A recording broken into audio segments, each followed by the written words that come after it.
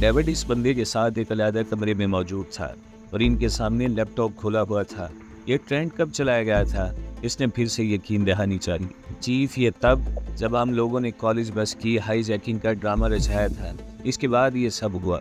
Twitter पर तो कुछ खास नहीं था, लेकिन जब हम लोगों ने फेसबुक की डिटेल्स ली तो यहाँ ये दोनों बंदे हाईलाइट हुए थे। अब फेसबुक हम लोगों का वो टूल है जो हम इंटरटेनमेंट से ज़्यादा सर्वेलेंस के लिए इस्तेमाल करते हैं, क्योंकि ये वो प्लेटफॉर्म है जहाँ बंदा अपनी इन्फॉर्मेशन खुद हंस कर हमें देता है। वो बंदा बोला तो डेविड पुरसोच अंदाज में इसे देखने लगा। अब इन दोनों की गुफ्तगू में मैंने इस अल्फाबन के खिलाफ नफरत ही देखी है, और ज़रूरत से कुछ ज़्यादा ही देखी है, क्योंकि जिस अंदाज में ये दोनों अल्फाबन का मजाक उड़ा रहे हैं, ऐसा लग रहा है जैसे इन्हें कोई परवाह ही ना हो।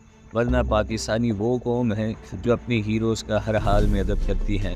वो बंदा पुरयकीन लहजे में बोला तो डेविड इसे देखेगा। ठीक है, इन दोनों के बारे में मुझे पूरी इन्फॉर्मेशन चाहिए। अब हम इस पोजीशन में हैं कि छोटी से छोटी बात को भी इग्नोर नहीं कर सकते।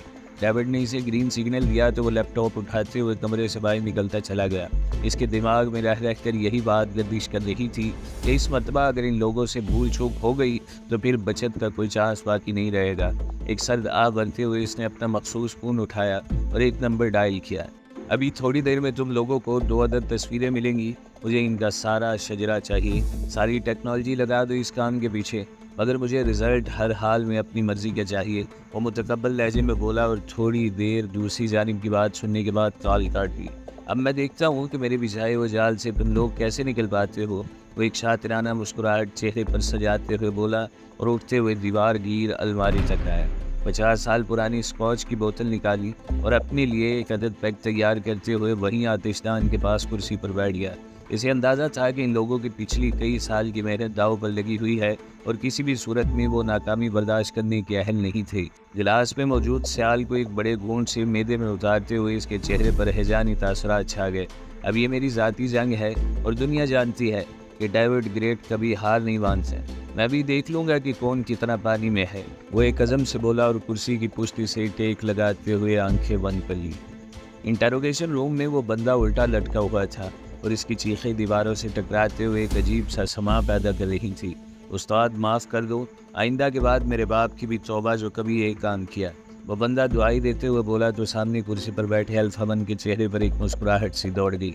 इतनी जल्दी टूट गए गुड्डू उस्ताद, अभी तो हमने कोई हरबा आजमाया ही नहीं। अल्फाबन मुस्कुराते हुए बोला तो गुड्डू उस्ताद हसरत भरे अंदाज में इसे देखेगा। आज तक कभी पाला जो नहीं पड़ा आप लोगों से। हम तो पुलिस के साथ ही मुकमुका करने वाले लोग हैं। अब मुझे क्या पता था कि आप लोगों के हाथ चढ़ जाऊंगा। गुड्डू उस्ताद रो देने के करीब था। एक शर्त है मेरी, अगर मान गए तो बचत का चांस रहेगा, लेकिन अगर खामोश रहे तो फिर हर सज़ा डबल हो जाएगी। अल्फाबन मुंतज़िर नज़रों से गुड्डू उस्ताद को देखते हुए बोला तो इसने उल्टा लटके हुए दोनों हाथ जोड़ दिए और ऐसा करने से वो मज़ीद मज़ाक़ खेज़ लगने लगा। उतारो इसे और कोई पानी शानी पिलाओ। इसने एहलकार को हुक्म दिया तो इसने फ़ौरन तामील करते हुए गुड्डू उस्ताद को नीचे उतारते हुए इसके हाथ में पानी की बोतल पकड़ा दी, जिसे वो गट से गट चढ़ा गया। अब यहाँ और मेरे सामने बैठो और मेरी बात सुनते हुए अपने कान पूरे खुले रखना, क्योंकि मुझे दोबारा से अपनी बात दोहराने की बिल्कुल आदत नहीं। जब गुड्डू उस्ताद थोड़ा नॉर्मल हुआ तो इसने इसे अपने सामने पड़ी चेयर पर बैठने का इशारा करते हुए तंबीह करना लाजमी जाना। कसम ले लो उस्ताद, जो आपको अपनी बात दोहराने की ज़रूरत भी पेश आई। अगर ऐसा हुआ तो बेशक दोबारा से उल्टा लटका देना। वो अपने गले को चुटकी से पकड़ते हुए बोला तो इसे यूँ महसूस हुआ जैसे इसके सामने कोई पेशावर सड़क छाप बैठा हो। अच्छा, ज़्यादा स्टाइल मारने की ज़रूरत नहीं, मेरी बात ध्यान से सुनो। मेरे लिए एक काम करना है तुम्हें। और फिर वो धीरे धीरे से अपने दिमाग में मौजूद सारी बातें बताने लगा, जिसे सुनते हुए गुड्डू उस्ताद के चेहरे पर हैरत छाई और फिर इसकी जगह बेयकीनी ने ले ली। ना करो उस्ताद, मुझे तो ऐसा लग रहा है जैसे मैं कोई एक्शन फिल्म देख रहा हूँ। क्या ये सब वाकई में करना होगा मुझे? अभी भी गुड्डू उस्ताद के लहजे में बेयकीनी आवाज़ें महसूस की जा सकती थी। बिल्कुल, और यही तुम्हारी बचत और निजात का वाहिद ज़रिया है। जितना अच्छा काम करो इतना ही तुम्हारी जान जल्दी छूट जाएगी और इनाम अलग से मिलेगा। बोलो, क्या तुम्हें मंजूर है?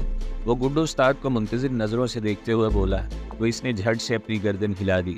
100% मंजूर है उस्ताद, मैं तो बचपन से ही ऐसे काम करने का शौकीन हूँ। गुड्डू उस्ताद एक अदद सैलूट झाड़ते हुए बोला तो एक मुस्कुराहट इसके चेहरे पर दौड़ गई। इसे लेकर जाओ और कुछ खिलाओ पिलाओ। अभी तो ये शक्ल से ही किसी बी ग्रेड फिल्म का कोई 3rd क्लास एक्टर लग रहा है। اس نے اہلکار کو اشارہ کرتے ہوئے کہا تو وہ مستعدی سے گڈو استاد کو اٹھاتے ہوئے کمرے سے باہر نکل گیا، جبکہ وہ پرسوچ انداز میں اپنے دماغ میں چلتے پلان کو منطقی شکل دینے لگا۔ اب دیکھنا تم لوگ، میں کیسا جال پھیلاتا ہوں، تمہیں لگے گا جیسے یہ تمہارا ہی پلان ہے اور تم اس پر بخوشی اپنی چال چلو گے۔ مجھے انتظار ہے تو بس تمہارے اس ترک کے پتے کا جسے تم لوگوں نے چھپا کر رکھا ہوا ہے۔ ایک مرتبہ وہ شو ہو جائے تو پھر دیکھنا میں یہ ساری بازی کیسے پلٹتا ہوں۔ اور پرعزم لہجے میں بولا اور گاڑی کی چابیاں اٹھاتے ہوئے عمارت کے خارجی دروازے کی جانب بڑھ گیا۔ ابھی اسے اپنے پلان کو برابو 1 کے ساتھ ڈسکس کرنا تھا اور پھر جو بھی طے پانا تھا وہ اس کی پوری ٹیم کی مشاورت سے ہی طے پانا تھا۔ عنایہ ارباز چودھری کا رزلٹ آ گیا تھا اور اس نے اپنی روایت کو برقرار رکھتے ہوئے اس مرتبہ بھی پاسنگ مارکس ہی لیے تھے، لیکن گھر میں بہرحال سب خوش تھے۔ وہ چہکتی ہوئی پورے گھر میں پھر رہی تھی اور ارباز صاحب اپنی بیٹی کی کامیابی پر پھولے نہیں سما رہے تھے۔ ذرا یہ خبر جواد کو بھی دے دو، پردیس میں بیٹھا ہوا بیچارہ، اسی بہانے اسے تھوڑی خوشی مل جائے گی۔ ارباز صاحب اسے دیکھتے ہوئے بولے تو اس کے منہ میں گلاب جامن ہونے کے باوجود ایک عجیب سی کڑواہٹ گل گئی، لیکن وہ اپنی سوچ کے برخلاف مسکراتے ہوئے سر ہلا گئی اور اپنا موبائل ہاتھ میں لیتے ہوئے اس پر نمبر ڈائل کر ڈالا۔ سنو جی، میں پاس ہو گئی ہوں۔ کال ملتے ہی اس نے فوراً سے اپنی کارکردگی بتائی۔ واہ کیا بات ہے، مطلب اب تم بھی ایف اے پاس کہلاؤ گی؟ دوسری جانب سے برجستہ سوال پوچھا گیا۔ جی جناب، اب تو ہم بھی پڑھے لکھے کہلائیں گے۔ ویسے میری نظر میں تو یہ بڑا جھکاس رزلٹ ہے، ورنہ میری تیاری کوئی نہیں تھی۔ اور نروٹے پن سے بولی تو اگلی جانب ایک فلک شگاف کہکا بلند ہو کر رہ گیا۔ مائنڈ یور لینگویج، یہ جھکاس کیا ہوتا ہے؟ اپنی زبان کو ٹھیک کرو۔ اچانک ہی جاری کہکہے تھمے اور اسے سنجیدگی سے تنبیہ کی گئی۔ اب تم تو ایسے مت بولو سلطان، ایک تم ہی تو ہو جس کے ساتھ میں تھوڑا ہنس بول لیتی ہوں، ورنہ تو اس زندگی میں کوئی خاص رنگ باقی نہیں رہے۔ وہ بھی اچانک سے سنجیدہ ہوتی ہوئی سلطان بھی خاموش ہو کر رہ گیا۔ میں صرف مذاق کر رہا تھا، ورنہ بائی گاڈ تمہارے ایسا بولنے سے جتنی خوشی مجھے ہوتی ہے اتنی کسی اور کو ہو ہی نہیں سکتی۔ سلطان اس کی ہمت بڑھاتے ہوئے بولا تو وہ پھر سے خوش ہو گئی۔ اب تمہیں ٹریٹ بھی دینی پڑے گی، لیکن کوئی نہیں، تم سب لوگ فیصلہ کر لو کہ کہاں جانا ہے، پھر ہم پلان کر لیتے ہیں نا۔ وہ خوش دلی سے بولی۔ ہاں کیوں نہیں، آج کا ہی پلان بنا لیتے ہیں، پھر زندگی رہے نہ رہے میں دوستوں سے پتہ کر کے تمہیں بتاتا ہوں۔ سلطان جلدی سے بولا۔ وہ آرام سے، جو کہو گے ملے گا، لیکن نیت تو صاف رکھو۔ وہ اپنی مسکراہٹ دباتے ہوئے بولی، کیونکہ سلطان کے منہ سے ٹپکتا پانی سے فون پر بھی صاف محسوس رہا تھا۔ میں بس پتہ کر کے تمہیں فوراً بتاتا ہوں۔ سلطان جلدی سے بولا تو اس نے کال کاٹ دی۔ ایک نمبر کا وحشی بندہ ہے، ایک طرف میں اور دوسری طرف کھانا، وہ تو یہ یقیناً کھانے کو ہی چنے گا۔ وہ افسوس بھرے لہجے میں بولی اور فون واپس ٹیبل پر رکھتے ہوئے لاؤنج میں چلی آئی، جہاں شہباز صاحب بما اپنی فیملی کے تشریف لا چکے تھے۔ اس کے سر پر ہاتھ پھیرتے ہوئے انہوں نے اسے دل سے مبارکباد دی تو اس نے اپنا سر نگہت بیگم کے آگے بھی کر دیا۔ تمہارا شوہر وہاں ہائر اسٹینڈرڈ کے لیے گیا ہے اور تم ہوگے یہاں پاسنگ مارکس پر ہی گزارا کرنی ہو۔ نگہت بیگم بظاہر تو چہرے پر مسکراہٹ سجاتے ہوئے بولی تھی، لیکن ان کے لہجے میں چھپے طنز کو وہ بخوبی محسوس کر گئی۔ اوہو چاچی، لڑکیوں کا پوزیشن لینے سے کیا واسطہ، آخر میں تو انہوں نے گھر کا چولہا ہانڈی ہی رگڑنا ہے۔ وہ ایک ادا سے بولی تو نگہت بیگم بس اسے دیکھ کر ہی رہ گئی، لیکن بہرحال اس کے سر پر ہاتھ پھیرتے ہوئے انہوں نے اپنی جان چھڑوانے میں ہی عافیت جانی۔ وہ بھی ان سے ملتے ہوئے سامنے صوفے پر جا کر بیٹھ گئی، جہاں سارا اس کی منتظر تھی۔ مجھے تم سے ایک ضروری بات کرنی ہے عنایہ، اور کسی سے کر نہیں سکتی، کیونکہ تم تو پاپا کو جانتی ہو، ان کے کان میں بھی یہ بات پڑ گئی تو میری زندگی عذاب ہو جانی ہے۔ اب تم ہی ہو جو میری مدد کر سکتی ہو۔ سارا بظاہر تو نارمل لہجے میں بات کر رہی تھی، لیکن اس کی تیز نظروں نے محسوس کر لیا تھا کہ وہ کسی شدید پریشانی کا شکار ہے۔ وہ تیمور کے ساتھ موجود تھا اور دونوں ہی پرسوچ انداز میں بیٹھے ہوئے تھے، جیسے کسی گہری سوچ میں ڈوبے ہوئے ہوں۔ رام رام جپنا، پرایا مال اپنا۔ جب تو ایک بات جانتا ہے کہ وہ کسی اور کی منقوحہ ہے تو پھر کیا پڑی ہے اسے یوں سبز باغ دکھانے کی اور اپنا عادی بنانے کی۔ تیمور سے زیادہ دیر خاموش نہ بیٹھا گیا تو اس سخت الفاظ میں ایک عدد محاورہ اس کے منہ پر دے مارا۔ یہ بات تو ہم لوگ پہلے سے جانتے ہیں، ورنہ اس نے خود کون سا مجھے بتا دیا ہے کہ اس کا نکاح ہو چکا ہے۔ اب جب وہ ہی نہیں بتانا چاہتی تو اس کا مطلب تو یہی ہوا کہ وہ میرے ساتھ کمفرٹیبل فیل کرتی ہے۔ میں اسے ان حالات میں بالکل اکیلا نہیں چھوڑ سکتا، کیونکہ مجھے اس سے محبت ہے، شدید محبت، اتنی جتنی تجھے اپنے ان تھرڈ کلاس محاوروں سے ہے۔ وہ ایک عزم سے بولا تو تیمور اسے افسوس بھرے انداز میں دیکھے گیا۔ کیا سوچا ہوا ہے تو نے؟ کیا تو اسے خلا لینے کے لیے فورس کرے گا یا کچھ اور سوچ رکھا ہے تو نے؟ तैमूर एक सर्द आ बढ़ते हुए बोला तो वो सर झुकाते हुए अपनी हथेलियों को घूरने लगा। यार इस मामले में बड़ा कोई बेबस इंसान हूँ मैं, मुझे नहीं पता आगे क्या होने वाला है, लेकिन एक बात मैं अच्छी तरह से जानता हूँ कि अगर वो मुझे ना मिली तो शायद मेरी ज़ात अधूरी रह जाएगी। इसकी कही एक एक बात को मैं घंटों बैठ कर सोचता रहता हूँ यार, और वो तो है भी पूरी की पूरी बिल्कुल मेरे जैसी। वो लाचारी से बोला तो तैमूर ने अपना हाथ इसके शाने पर रखते हुए इसे तसल्ली देनी चाहिए। इधर न कर, अल्लाह कोई ना कोई वसीला बना देगा। अभी तू ये सोच के इसकी जेब कैसे हल्की करानी है और किधर करवानी है। तैमूर इसका ध्यान बटाते हुए बात घुमा गया तो इसने अफसोस भरे अंदाज में तैमूर की जानिब देखा। वाह मेरे चांद नवाब, आज तो मैं तेरी आंखों में भी भूख की हवस देख रहा हूँ, वरना तू हमेशा मुझे ही निशाना बनाया करता था। वो हंसते हुए बोला तो तैमूर सर पकड़ कर रह गया। इसने ये बात इसकी तवज्जो हटाने के लिए कही थी, लेकिन वही बात यू टर्न लेते हुए इसके अपने गले में आ पड़ी थी। और भाई तेरे से तो बात करना ही फजूल है, रस्सी जल गई पर बल नहीं गया। मैं बस यही कहना चाह रहा था कि जो करना है जल्दी कर लो, वरना फिर खाने का टाइम निकल जाना है। तैमूर अपनी बात कवर करते हुए बोला तो वो कहका मार कर हंस पड़ा। उस्ताद बात को बदलने की ज़रूरत नहीं, मैं जानता हूँ तेरे अंदर की हपशन भी जल्द ही बेदार होने वाली है। वो कुछ ऐसे अंदाज में बोला कि इसके साथ साथ तैमूर की भी हंसी निकल गई और दोनों वहीं सड़क किनारे बैठे हंसते ही चले गए। फिर दोनों ने मुशावरत की और इसने फ़ोन निकालते हुए इनाया को कॉल मिलाई और सारा प्लान डिस्कस करने लगा। शाम बहुत ही शानदार थी और हल्की चलती हवा माहौल को एक फरहत बख्श एहसास दे रही थी। मार्च के महीने की शुरुआत थी और हवा में फूलों की खुशबू रची हुई थी। वो सब लोग मोनाल पीर सुहावा पर मौजूद थे और इनकी टेबल पर अच्छी खासी रौनक लगी हुई थी।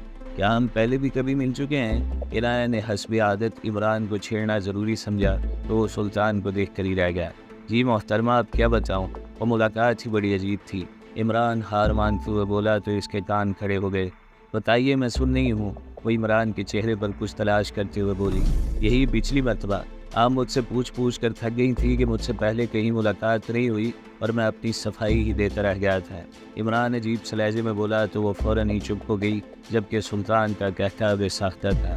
क्या तुम सब लोग ही फनकार हो या मैं सिर्फ सुल्तान को ही ऐसा समझती हूँ? वो अफसोस भरे अंदाज में बोली तो सुल्तान इसे देख कर रह गया।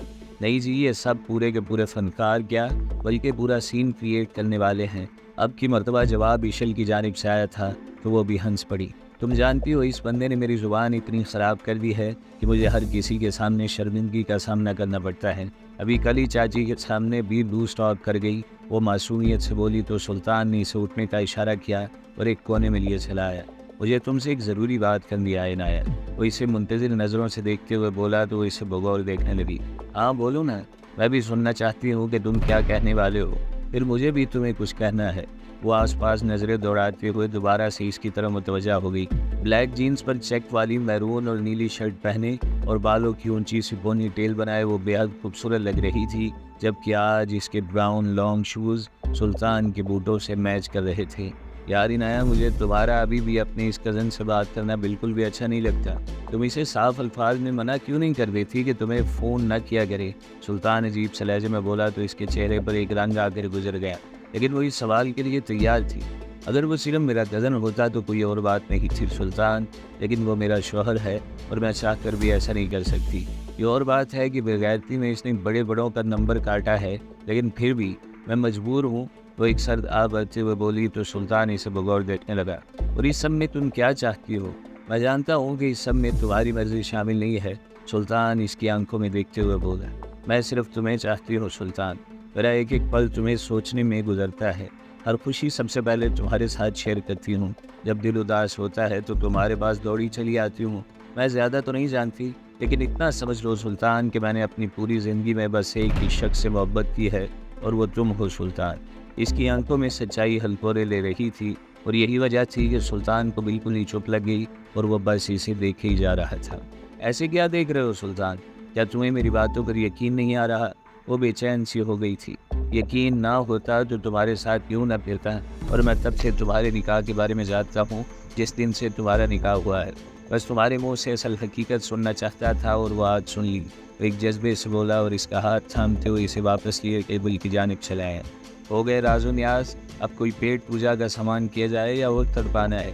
तैमूर इसे देखते हुए बोला तो इसने सुल्तान को ऑर्डर देने का इशारा किया। वो आज बहुत खुश थी क्योंकि एक बहुत बड़ा बोझ जो इसके दिल से उतर गया था کھانا بڑے اچھے ماحول میں اور پورے انصاف کے ساتھ کھایا گیا اور پھر وہ سلطان کے ساتھ واک کرنے کے لیے وہیں سڑک پر پیدل ہی چلنے لگی۔ تم وعدہ کرو کبھی بھی مجھے تنہا نہیں چھوڑو گے سلطان۔